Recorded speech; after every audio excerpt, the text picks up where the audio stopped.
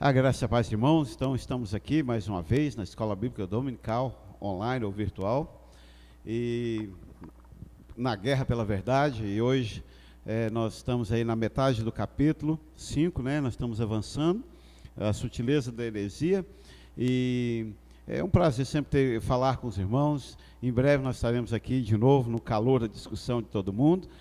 Quando terminar aí o vídeo, não deixe de colocar o seu sim, a sua presença. Eu quero dar parabéns à sala, nós tivemos 100% de presença no domingo passado. Gostaria que hoje nós alcançássemos essa meta novamente. Vamos aí ser testemunhas, e uma coisa que é reação em cadeia. Quando os adultos estão 100%, automaticamente as outras salas também seguem esse padrão, porque os pais incentivam e ficam aí no ritmo e colocam os filhos. Hoje está aqui nos ajudando a professora Suzana. Graça e paz, Suzana. Graça e paz, pastor. Graça e paz a todos. Muito bom estar aqui novamente, aprendendo com todos. Vamos lá então dar sequência. Como eu disse para vocês na outra lição, esse capítulo tem uma parte histórica. Não é que a gente vai pular, é porque é só parte histórica. Então nós vamos mencioná-lo rapidamente, para chegar naquilo que se aplica aos nossos dias, mas vocês deverão ter lido tudo aí em casa. O versículo continua Judas. Judas é a carta inspiradora desse livro, né? Pois certos indivíduos se introduzem com dissimulação. Judas 4, capítulo 1, versículo 4. Esse é o grande problema da igreja, não só da igreja moderna, mas desde sempre a igreja padeceu com certos indivíduos. E Judas usa, né, Suzana, até a figura de linguagem, ironia, certos indivíduos, quer dizer, certas pessoas que vêm para a igreja e querem manipular a doutrina da igreja, querem modificar o que a igreja crê, os nossos padrões de fé, e esses indivíduos é quem nós combatemos. Quando falamos que existe uma guerra pela verdade, nós sabemos que nossa guerra não é contra a carne ou sangue, mas nós sabemos que o nosso inimigo, o Satanás, ele precisa também, assim como Deus precisa de homens fiéis a ele para sustentar e guerrear pela verdade bíblica, Satanás também precisa de homens para sustentar a sua mentira. Então a gente acaba tendo que travar com certos indivíduos pela verdade, não é? Sim, pastor. E é interessante a forma que o autor coloca para nós, e muitas vezes nós não nos damos, por conta do que está acontecendo no ambiente espiritual. Então, o autor nos alerta e fica alerta a toda a igreja, inclusive estávamos conversando sobre isso antes, né, pastor? Como é difícil estar na liderança e manter o padrão bíblico na igreja.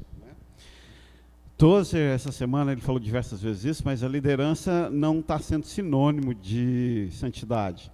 E as pessoas estão numa luta ferrenha por ser feliz, não por ser santas. E isso é o que traz. E da forma prática é assim. A gente tem que tomar cuidado, não é só porque está na igreja que a gente deve emparear, não. A Bíblia diz que quando um cego guia outro cego, ambos cairão... Ambos no buraco. No buraco. Então, é simples. A sua coleguinha da igreja está em adultério. O que é adultério? Ela está convivendo com um homem que não é casado com ela. Ela está em pecado. Ela não pode ser seu líder. Ela é um desses certos indivíduos que entram e não aceitam a verdade. Isso é fácil de resolver. Casa ou separa. Simples assim. Mas eu usei esse exemplo do adultério, mas a pessoa não quer ser dizimista, não quer frequentar culto, acha que não precisa... E você vai emparear com essa pessoa, quer dizer, de forma prática você precisa buscar quem quer a verdade. Há um provérbio que eu aprendi em Bela Vista, Goiás, que me acompanha nesses últimos 30 anos, aprendi na primeira igreja batista de Bela Vista, Goiás, que as aves voam com aves de mesma plumagem. É engraçado na igreja, de vez em quando, a gente comenta isso, Suzana, tem pessoas que são propensas ao adultério, por exemplo. Eles se aglomeram na igreja, fazem a panelinha do pecado. Tem pessoas que são propensas ao churrasco, eles se atraem. Tem pessoas que são propensas à maledicência, à fofoca, eles se atraem. Porque aves voam com aves de mesma plumagem.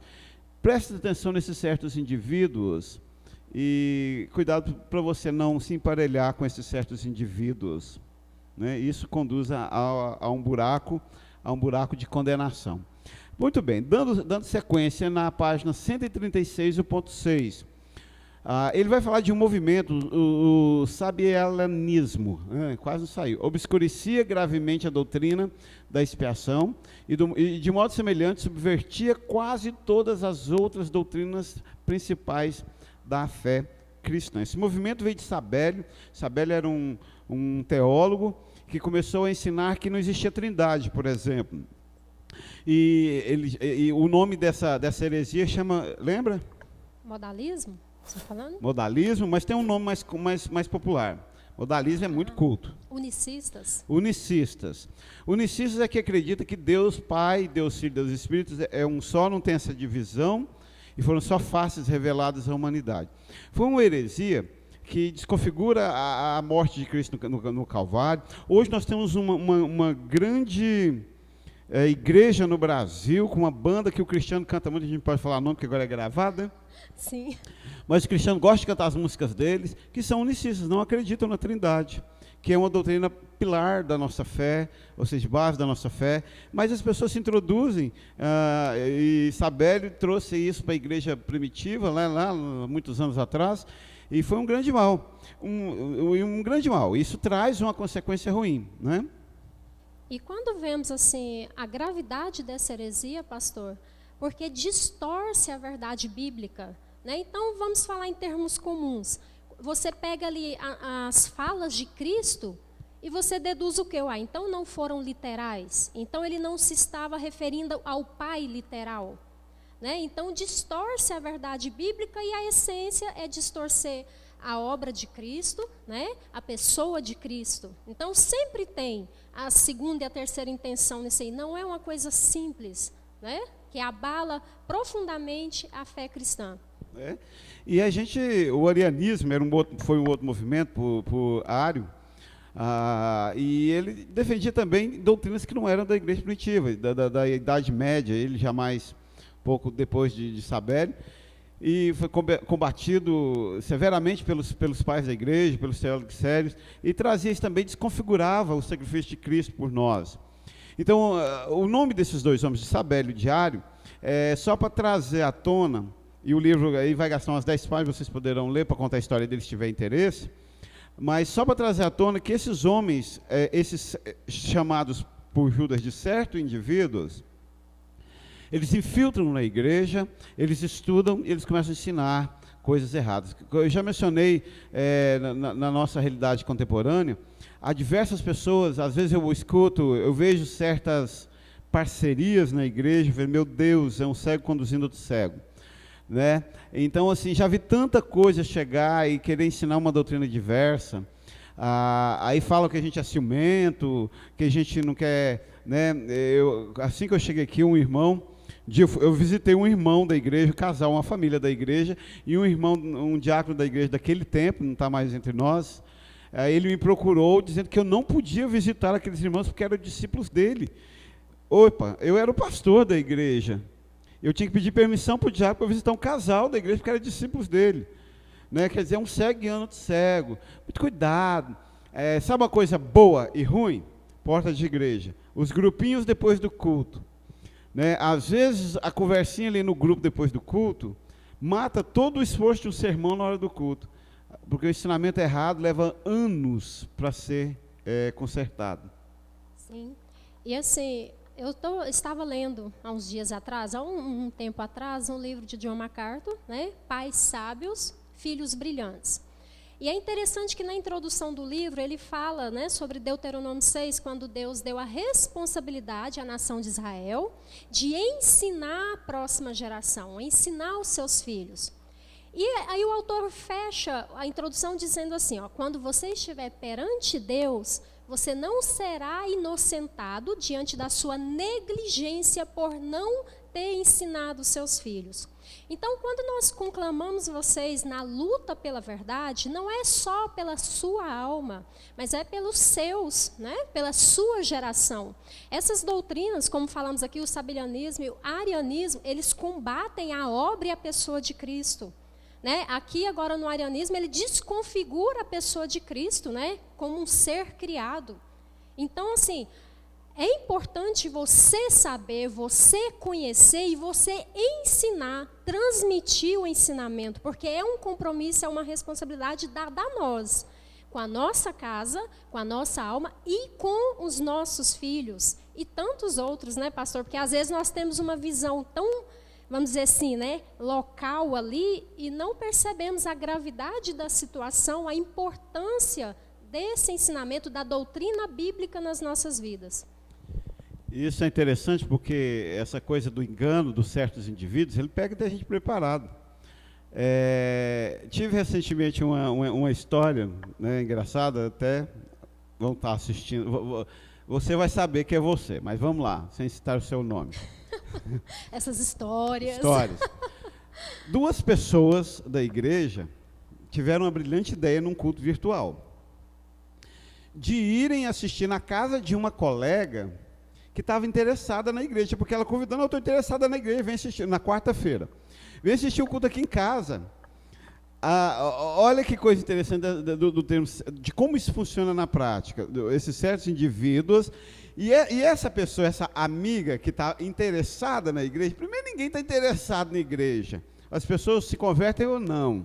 Tem esse papo, não, o dia que tiver festa, o dia que tiver bom, o dia que tiver tempo, não, quem quer Jesus, levanta e vai.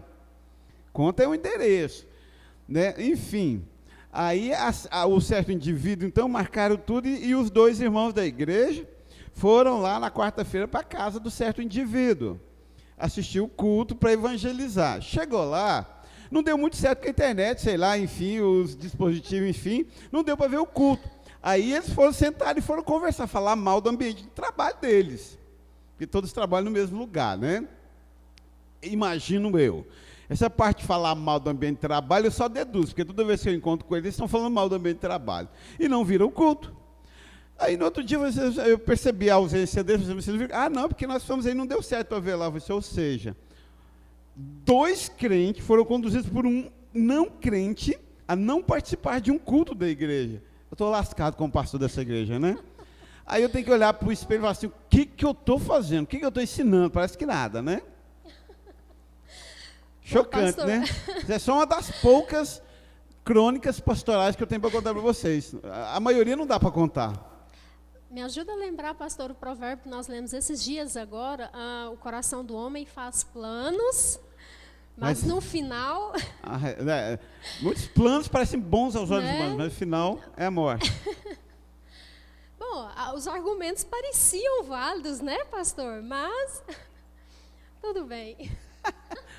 Hashtag fica a dica, quando certos indivíduos te convidar a não ver o culto, manda o link da lição da Escola Big Pillar. Não, é simples, hoje está mais simples. Eu estava vendo lá, já tem mais de 150 vídeos da igreja, lá no YouTube, com essa pandemia, né, lição, louvor, né, história, enfim.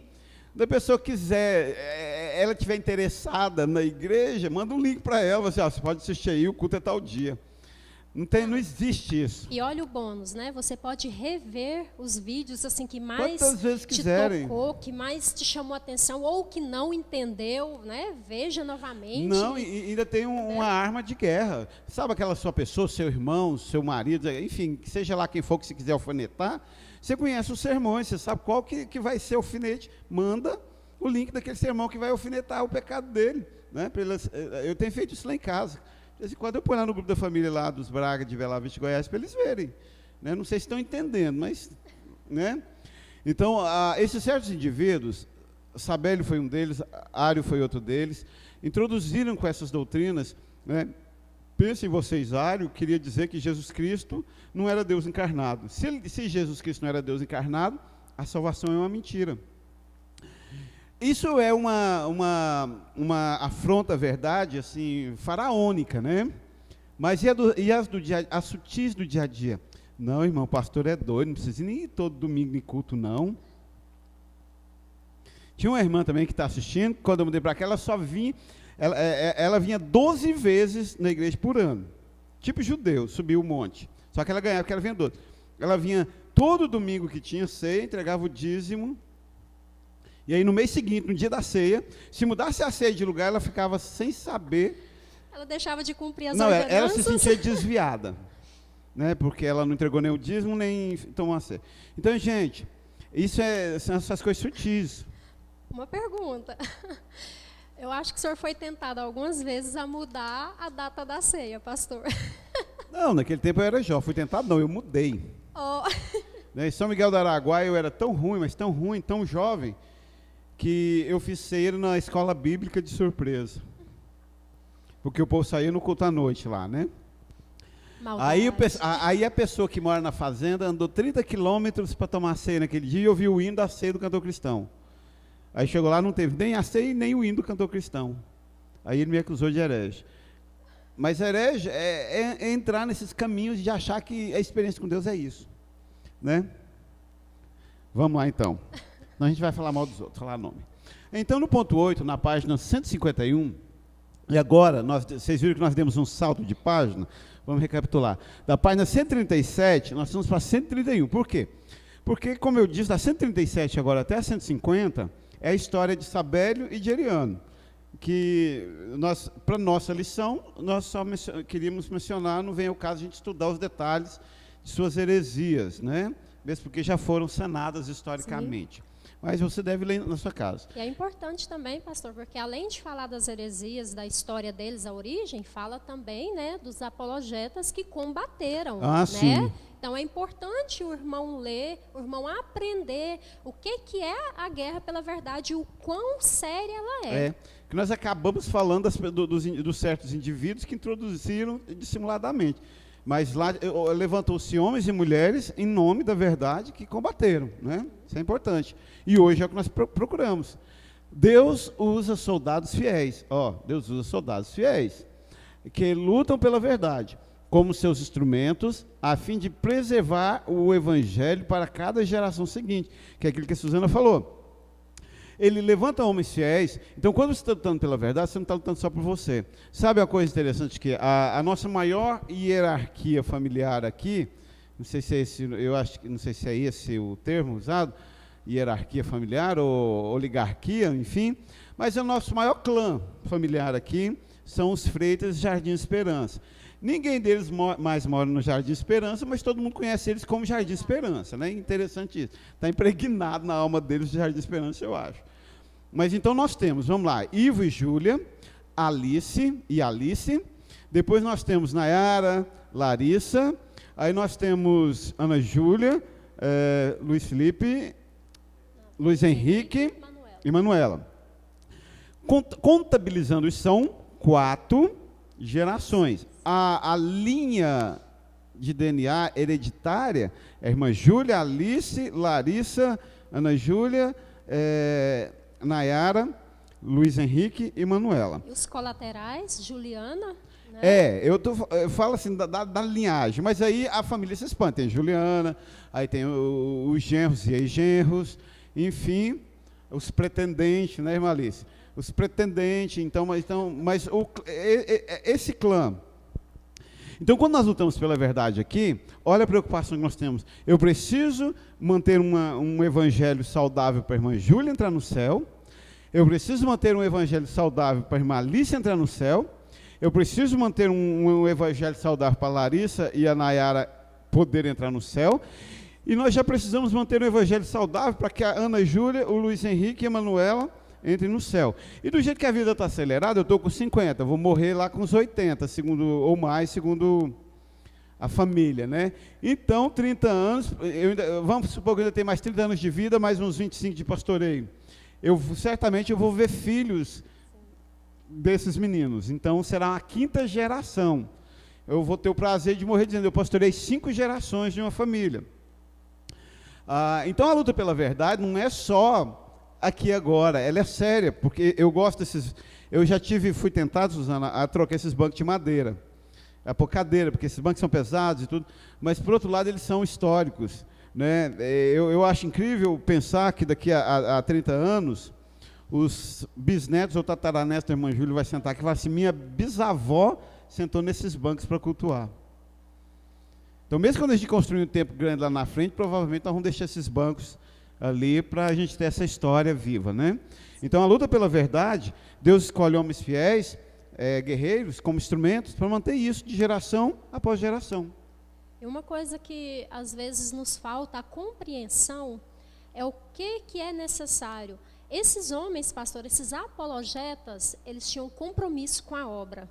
E a luta era simplesmente o reflexo desse compromisso, né? O que eles faziam era o reflexo desse compromisso. E o que é esse compromisso? É o relacionamento com Deus.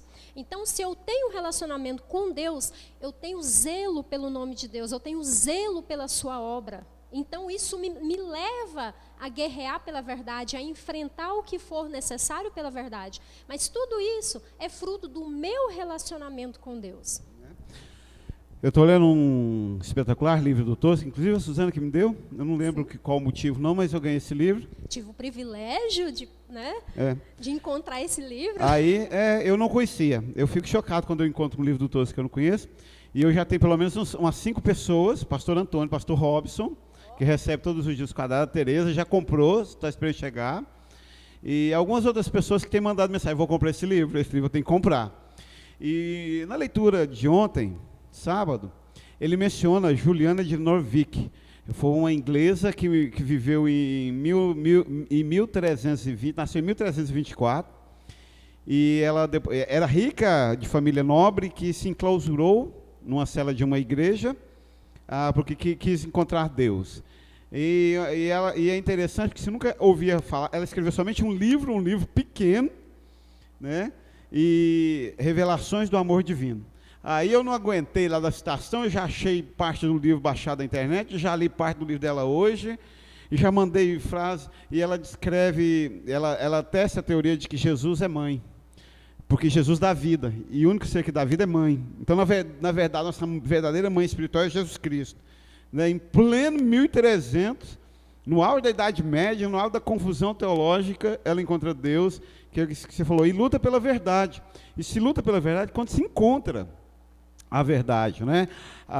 Ele traz aqui que se Deus levanta os fiéis para lutar por essa verdade, somente os infiéis não se importam. Sabe quando você chega no domingo e não está nem aí para o culto? Porque você é infiel. Não, mas eu dou dízimo, pastor, mas eu tomo ceia. Não, você é infiel, nós não estamos falando de práticas religiosas. Tudo isso são ordenanças ou práticas religiosas. Se eu faço porque sou fiel a Deus, porque amo Jesus acima de todas as coisas, são ordenanças. Se eu faço para me iludir que eu sou crente, são práticas religiosas, né? Eu tive um baque uns 2 anos atrás, pastor, porque numa dessas leituras, por isso que nós falamos, né, pastor, o quão é importante ler, né? Porque outros santos, servos de Deus, trilhou o caminho e nos deixou ali o manual. E aí, quando ele falou assim, o verdadeiro crente, ele só conhece Jesus quando ele ama a sua igreja, quando ele ama a sua obra. E aquilo me levou a refletir, falar, meu Deus, eu estava enganada, está faltando. O que está faltando? Por que eu não me senti plena dentro desse conceito que o autor colocou?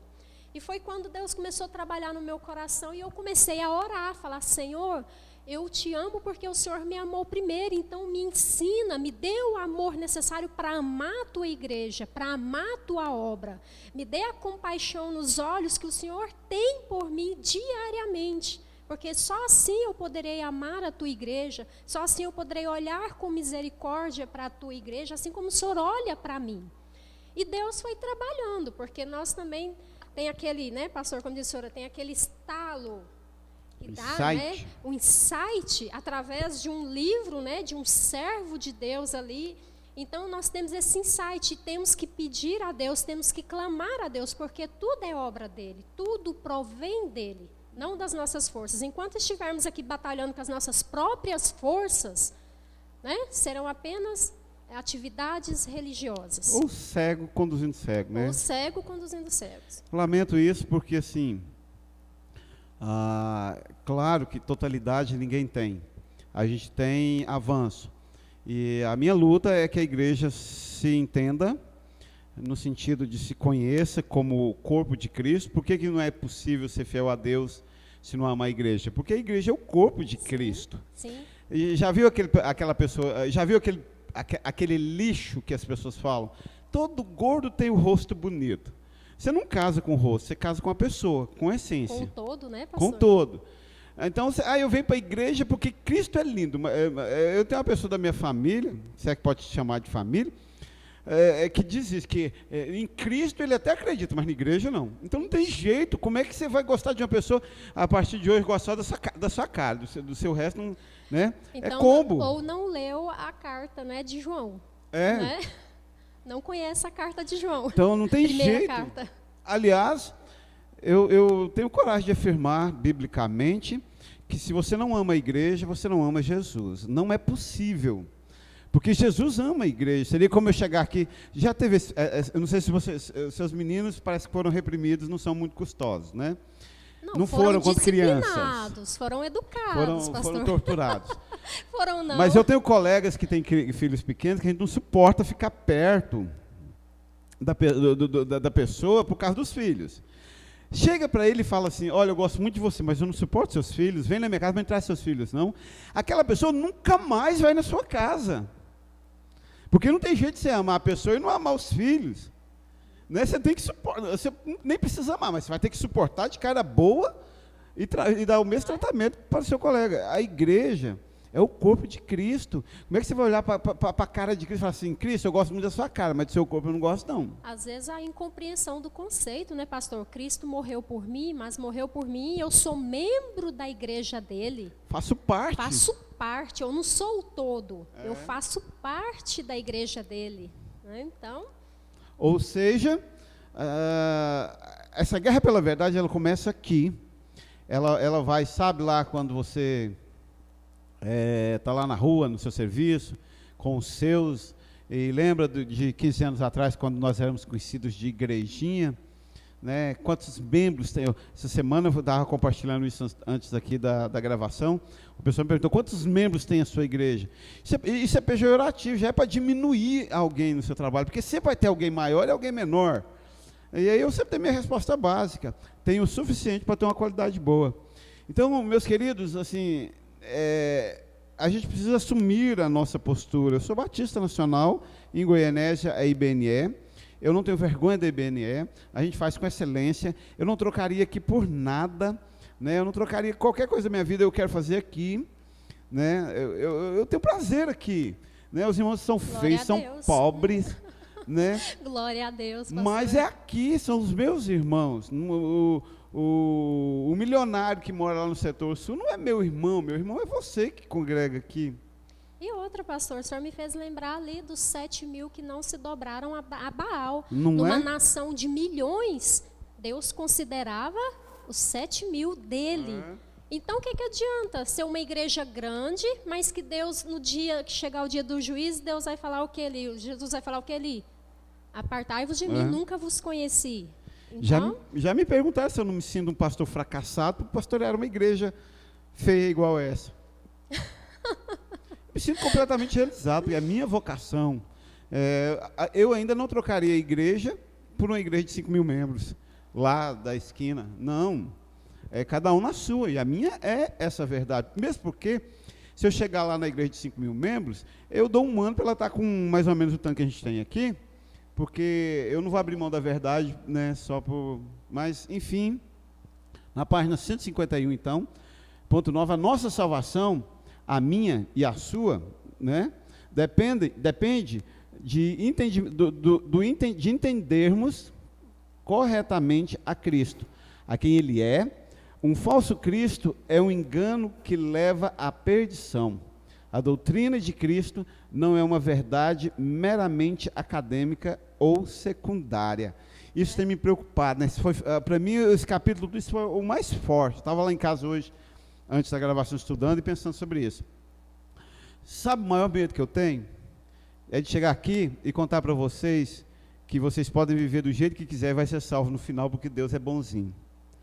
E aí você chega lá, vai para o inferno, e aí na hora do juízo você vai para o inferno. Aí Deus vai olhar para você, você vai olhar para mim, eu vou olhar para Deus, Deus vai olhar para você, e nós vamos ficar esse triângulo amoroso lá, né?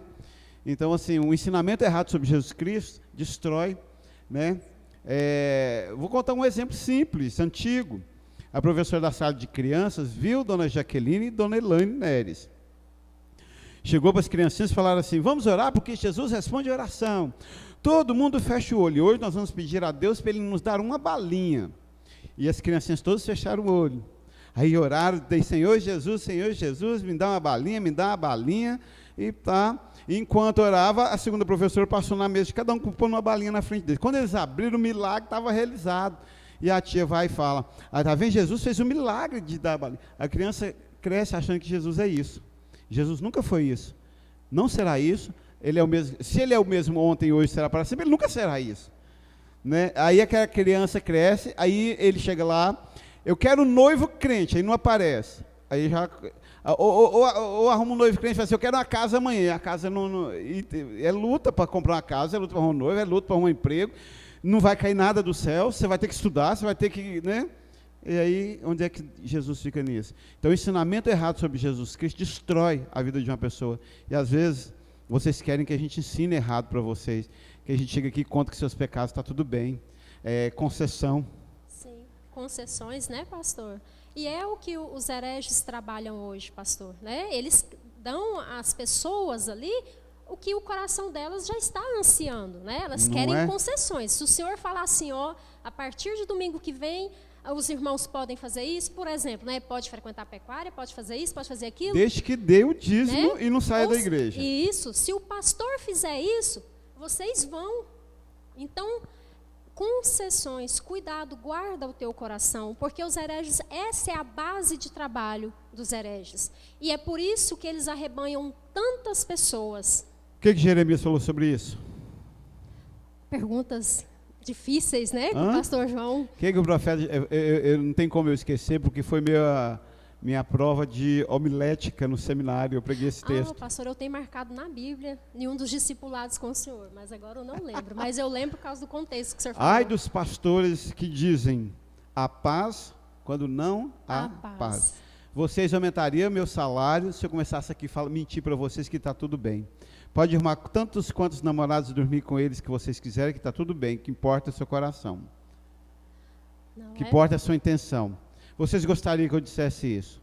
Vocês gostariam que eu chegasse aqui e falasse assim, não precisa dar 10%. Você está apertado esse mês, deu tanto que você quiser, só não deixe de dar alguma coisa. Jesus vai te entender. A má notícia é Jesus não vai te entender, mas essa palavra concessão, quem foi que inventou, ou pelo menos que trouxe essa palavra teologicamente, para nós pelo menos, não para o mundo teológico que é muito grande, mas para nós? Não sei, pastor. A frase dele é assim, a cruz antiga não faz concessões. Quem é esse autor? Tozer. W. Tozer, ele traz esse termo. O verdadeiro evangelho não faz concessão. O que é concessão? É dizer para você que você pode viver naquele pecadinho ali e está tudo bem. Desde que você continue vindo na igreja dando dízimo, né? E não é assim. Né? Não é assim. Né? Quando o filho está jogando demais, você corta a internet. Quando o crente está avoado demais, você corta a ceia. É mais ou menos assim, um controle, né? Um termo de controle. Mas o que na verdade nós precisamos é amadurecer e começar a andar próximo de Jesus Cristo.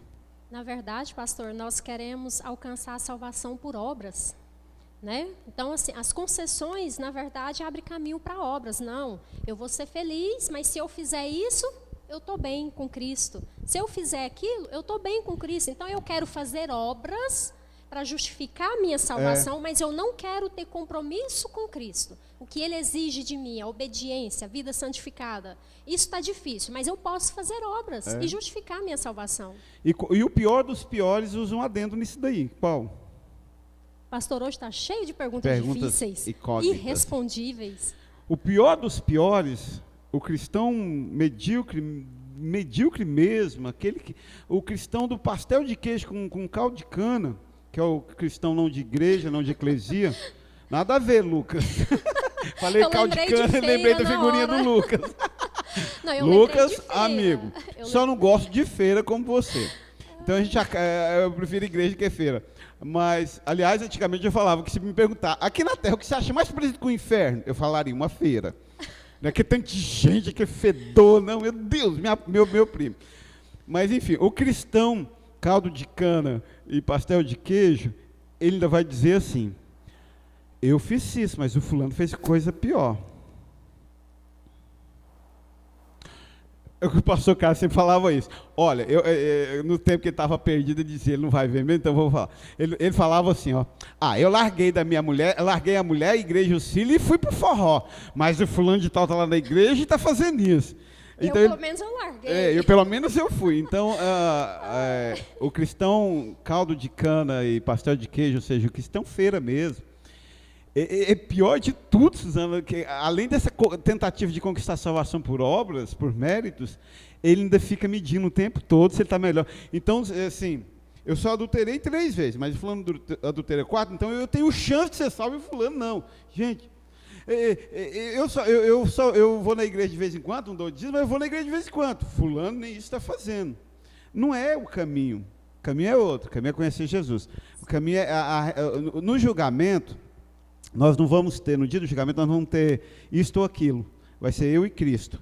Então, tudo que os outros fizeram ou deixaram de fazer não terá influência na minha salvação ou condenação. O senhor está preparado, pastor? O senhor vai ser acusado no dia do julgamento pelos ímpios. Está preparado?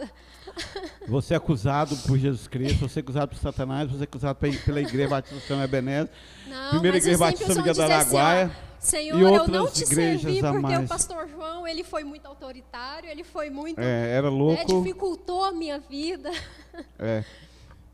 Ai, Deus. Eu não sei se eu sou psicopata ou se eu desenvolvi, mas eu ainda tenho deitado e dormido em paz, com a sensação do dever cumprido. Glória a Deus, eu entendi, é bom quando você entende a Bíblia, quando você entende em parte, né, não dá para entender tudo, mas quando você entende o processo, e você entende, que é o que o autor fala, né, você precisa conhecer Cristo, um conhecimento mais claro possível, que isso vai fazer com que você entenda e conheça a grande verdade. Então, o que acontece? Acontece que conheci Cristo, sei o que é a minha vocação, estou fazendo. Aí você faça a sua, dá seus pulos, filho. Eu acho, e Jesus Cristo vai olhar para mim e falar assim, não, ele é um pecador digno do inferno. Mas o que ele tinha que ter feito por você, você não foi porque não foi. Né? Aquela música, né, pastor, Aquieta Minha Alma, a letra daquela música, ela descreve a vida do verdadeiro cristão. Né? O cristão que realmente busca a Deus. Salmo 46. Né? Então, espera, né? É perfeito. Lá na página 151, ainda no 10, o conflito ariano exemplifica, que é que de Cristo não era filho de Deus ou não salvava, exemplifica também que tipo de caos espiritual os falsos mestres podem provocar, quando a igreja se cansa do conflito e resolve parar de lutar por um tempo. Lembra que nós falamos nas lições anteriores que a luta não para, o inimigo é implacável. Quando nós deixamos... Quando nós deixamos de lutar e passamos a abrir concessão, ontem eu estava compartilhando que ontem eu fiz isso com uma pessoa, ele começou a falar de algumas coisas que nossa igreja tem como princípio, e eu concordei com ele, porque eu não queria discutir, ele não é da igreja, não vai vir para a igreja, enfim, e concordei só para encerrar a conversa. Mas quando a coisa é de fato e de verdade, a gente não pode fazer isso. A gente não pode deixar que os falsos mestres conduzam. Pastor Carlos teve a parte ruim dele, mas a parte boa hoje, está firme no ministério, mas a parte boa dele, ele ensinou uma coisa incrível, que ele sempre dizia assim, Suzana, é um princípio do ministério para mim, sempre foi, sempre segui isso, presta atenção nisso, presta atenção vocês nisso, ele sempre dizia assim, quando o pastor não conduz, o lobo conduz, quando os bons não conduzem, os maus conduzem. Sabe quando eu faço cara feia aqui, peito, não deixo... resisto, sabe, Elaine? Toda essa carranca que é descrita aí de mim por aí, né, que eu sou doido, que eu sou louco. Mas hoje, quando eu sento aqui e vejo o núcleo, não estou falando dos flutuantes aqui da igreja, estou falando de um núcleo, Suzana, por exemplo. Suzana chegou aqui imperfeita. Ele está sendo... Com a doutrina de vida, caldo de cana e pastel de queijo. Né? Verdade. E tudo que eu falava aqui, ela achava que era arrogância ignorância extremada, né? Eu já fui chamado de xiita. Sabe o que é xiita? Xiita ela é uma ramificação lá dos muçulmanos que explode bomba. Né? Então, enfim, já fui chamado de xiita, porque os mais teológicos me xingam assim em alto nível. Xiita, seu xiita. Né? Os outros chamam de burro mesmo, de doido. Mas então, assim, hoje a gente pega o núcleo da igreja, eu vejo que 3 ou 4 ou 5, se eu chegar lá, e toda aquela impiedade me acusando diante do Cordeiro, mas 3 ou 4 falam assim, mestre, o que eu não cresci foi porque eu não dei conta, ou eu não lutei porque foi falado a verdade. Tem gente aqui que cresceu, tem gente aqui que tem crescido. Sim, e é esse motivo, pastor, que me fez crer mesmo na soberania de Deus. O senhor conhece a minha história, né? Não é, já foi falado na sala de adultos, todos conhecem a minha história quando eu cheguei aqui. São 5 anos, né? Mas foram 5 anos, um vaso quebrado, sendo moldado nas mãos de Deus através dos seus servos. Então, Deus é maravilhoso, toda a glória a Ele.